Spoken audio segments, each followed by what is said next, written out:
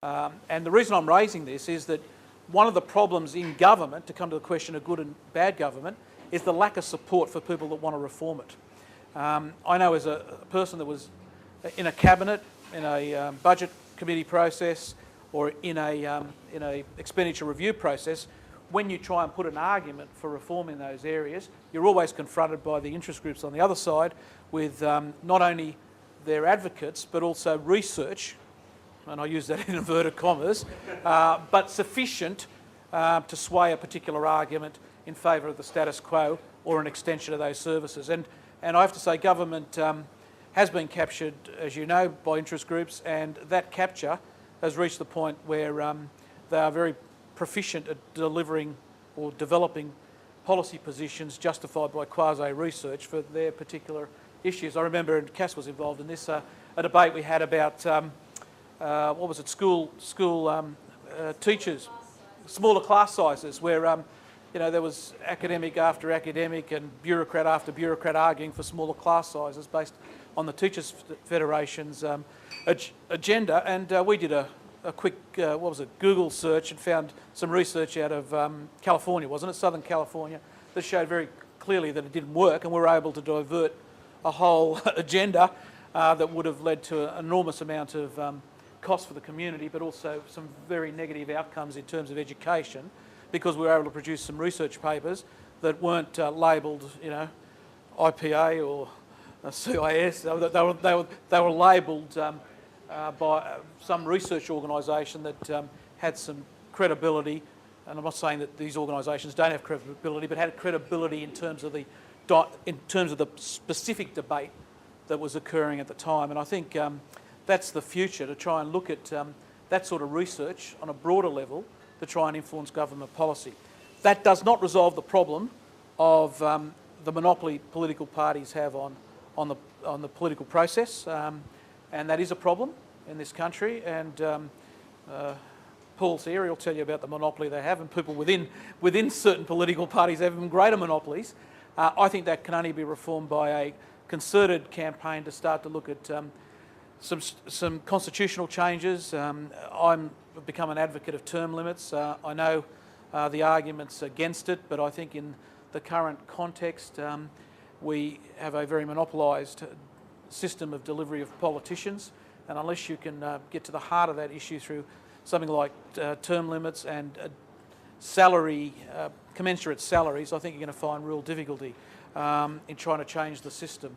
The system is geared towards electoral outcomes that are favourable to the political party, using the taxpayers' funds to deliver those results. I think that's the logic of the system.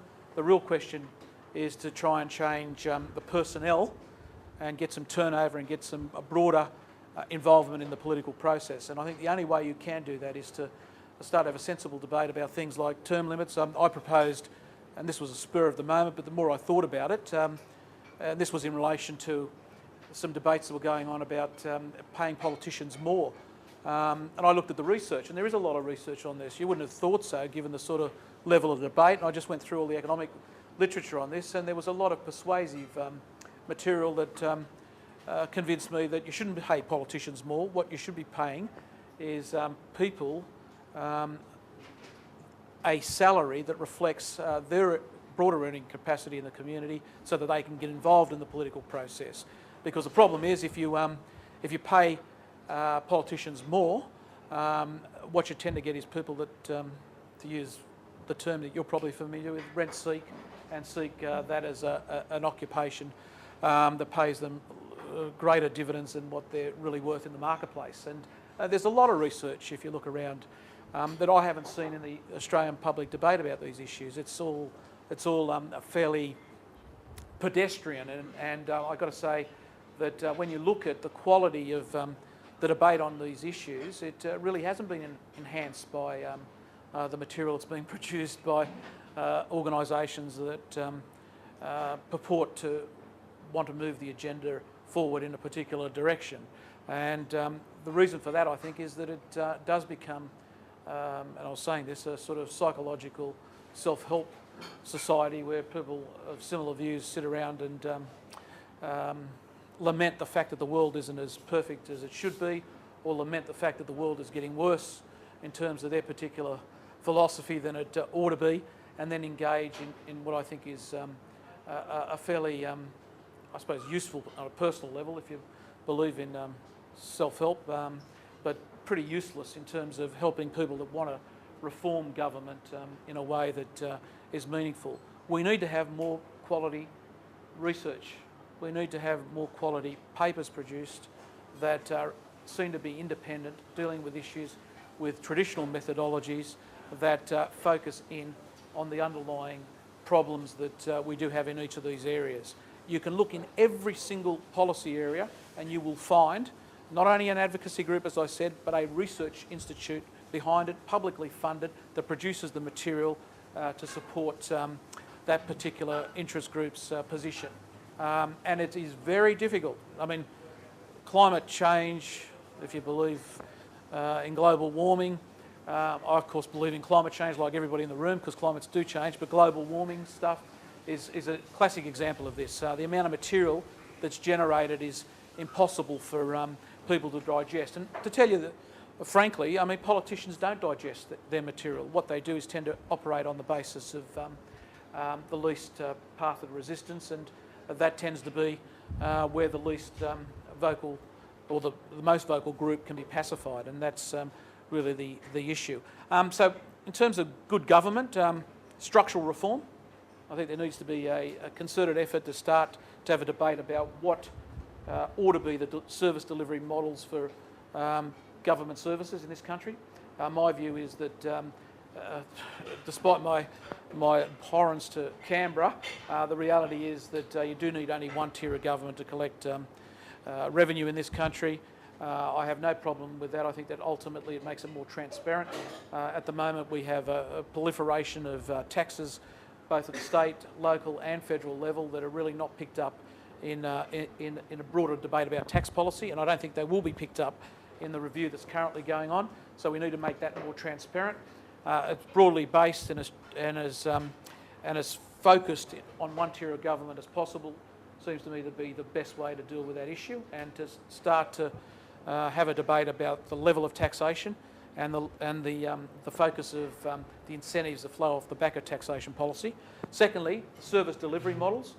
Service delivery models have to be made more efficient, and that means that one level of government has to take responsibility for that. And I'm not wedded to the state doing it. I think there's good arguments for local government, not in its current form, of course, in some sort of restructured form, possibly larger, delivering a lot of those services. Things like, and I saw this as police minister in this state, I couldn't see the reason why you couldn't have localised regional police service delivery, given the size of this state and given the size of the country. It seems absurd to have it all centralised. That ought to be a local community type issue and funded through some sort of mechanism through the general taxation system. In terms of health, I think the states are probably the best area to deal with that, though I've been advocating the Commonwealth take it over. I still support that view. The Commonwealth should take full responsibility for the health system. That doesn't mean it should deliver it.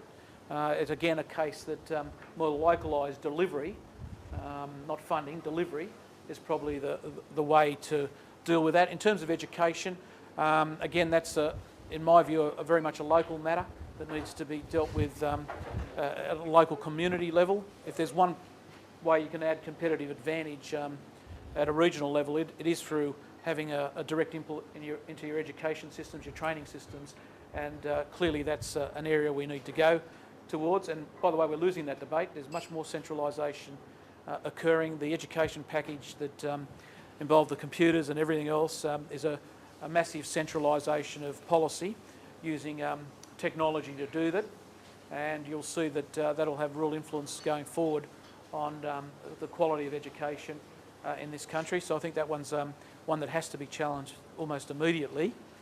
The final area that I think really does need rationalisation is the whole area of not so much welfare, but retirement incomes and superannuation. I think that we face some real challenges in that area, and they are all linked to the welfare issue, because ultimately if people can't provide for their own retirements, they will end up on the public welfare system. And the way the system currently is fragmented leads you to be very, very concerned. The incentives are essentially, once you get your super, because it's not enough to live on, to spend it as quickly as possible and end up on the general pension.